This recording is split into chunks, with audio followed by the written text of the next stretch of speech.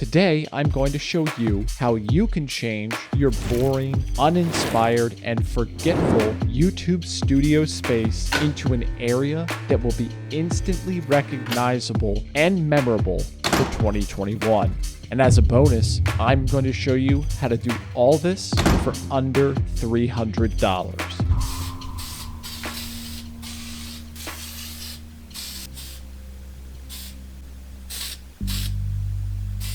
Let's get into it.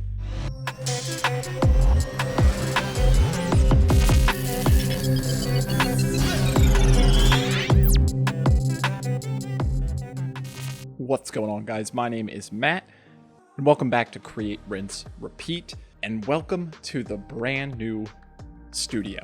At the end of 2020, I made the decision that I needed to reevaluate the space in which I record this content.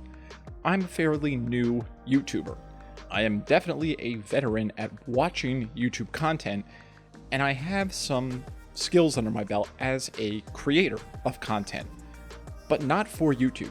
Having my own space and designing my own set was something I always watched and enjoyed learning about, but something that I never really ever applied. And then the end of 2020 came, and I received a gift, which you can see over my shoulder, which is my logo for this channel, a logo that I spent longer than I'd care to admit designing for how simple it is. And getting that really motivated me. It motivated me to make that leap and take that step into really trying to advance the quality of the content I'm making and elevate the space surrounding me. So after the new year started, I went to work and I decided I could just set up the sign and have it over my shoulder, but I looked around the space that I was in and I decided if I'm gonna do it, I need to full send it.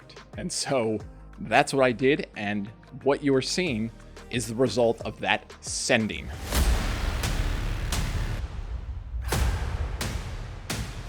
Today's video is going to cover some of the things that I did, and one of the biggest aspects of this build is that a lot of us are on a very tight budget. We don't have the resources to just completely renovate an entire area. I managed to do all of this for under $500, and I want to give you some tips today that hopefully will help you get the most out of your space. I think one of the most common misconceptions is that you need a dedicated room or large area to record content. I hear it a lot, actually, people saying, well, I don't have an entire room to make a YouTube studio. In reality, all you need is the corner of a room. You have to get out of your mind what it looks like to your eye and think more about what it looks like from the lens, because the two are very, very different. When I painted this room, which I painted top to bottom black, my family walked in and were kind of like, "What have you done? What have you done?"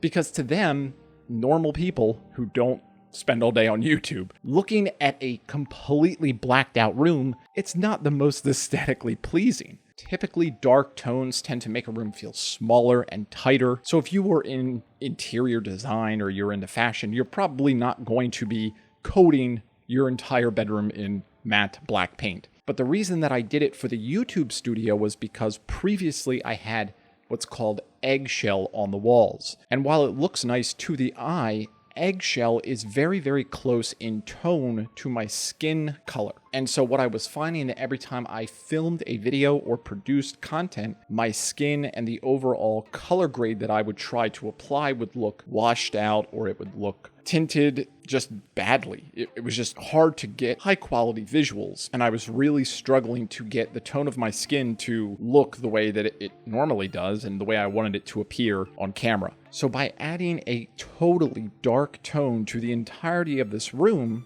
I was able to make myself the palest thing in the room, which makes it stand out a lot better than when you put yourself up against a similarly colored background. Another thing that I did was I did some sound design. Finally, I've been talking about this for a while, and this is probably one of the biggest things where I hear the money conversation. And for good reason, it can be expensive. I was able to completely sound treat this room for under $100. I bought one box of acoustic panels from Guitar Center. I used some spray adhesive that I got from Home Depot for $6, and I got some foam core boards that were also from Home Depot for about $4 a piece. I sprayed and adhered 4 pieces of this acoustic paneling to each foam core board, and then strategically hung them up in my studio space. The studio has been blacked out. The sound panels have been made. And I have the wall hanging strip. So now it's time to put these up all over the walls. I only had enough panels to make 4 of these, and I have 2 loose extras.